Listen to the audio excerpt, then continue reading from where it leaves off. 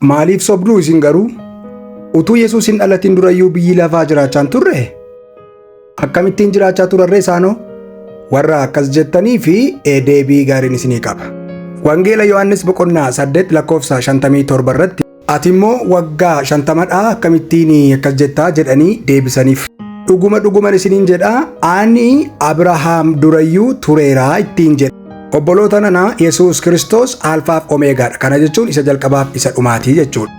Wangeela Yohaannis boqonnaa 1 lakkoofsa 1 irratti jalqaba sagalee ture, sagalichi Waaqayyo bira ture, sagalichi ofiisaas Waaqayyo ture jedha.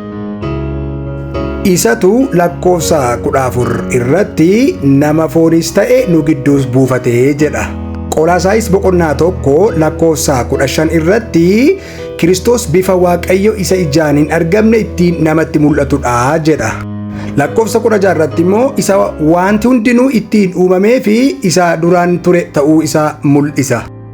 Yesuus Kiristoos jalqabas jira, ammas jira, bara baraanis darbee hin jiraata.